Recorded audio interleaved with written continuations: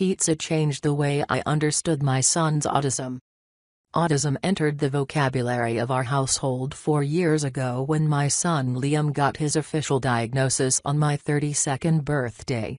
On that day, I wrote an aching, heart-sore letter that shared my grief and worries about my son's diagnosis.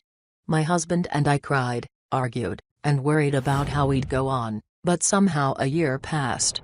And in that year, we read dozens of books about autism and tried to navigate all the services we needed to help our boy. We spent a lot of time and money chasing cures and feeling like we weren't doing enough. By the time my 33rd birthday rolled around, things were still tough. Liam struggled to communicate and he bit and screamed to show his frustration. My husband stumbled his way through a PhD program, my youngest son entered the terrible twos, and I worked full-time to support us, but hope and laughter were creeping back into our house.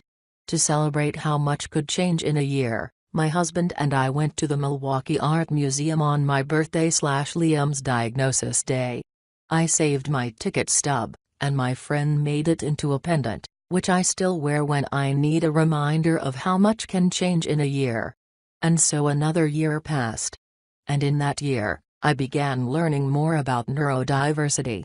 I met adults with autism, and we began seeing a different path for our son than the grim road that unfolded before us on the day he got his diagnosis. On my 34th birthday, I wrote a column for the Autism and Asperger's Digest and mused, the game of life with ASD is not one of wins and losses.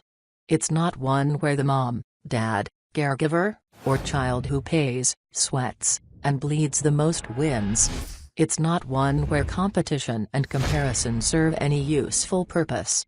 This game is like the games I play with Liam, it's about cooperation, connection, engagement, and having fun. And so, the attitudes in our house slowly shifted.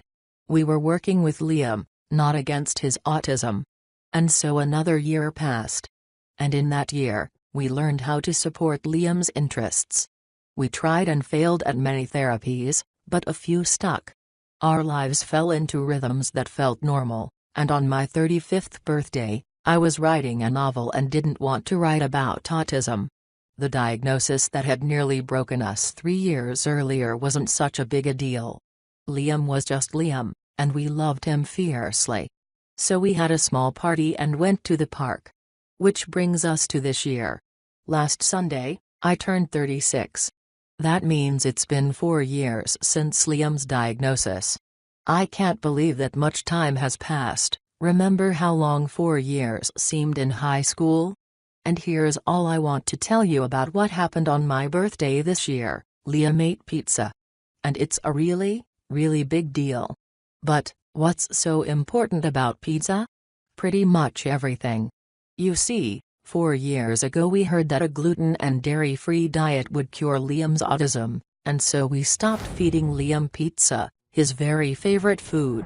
We stuffed him full of supplements, controlled his every calorie, and watched him for changes. Liam eating pizza, sure, we saw some positive GI effects along the way, but he didn't magically stop being autistic.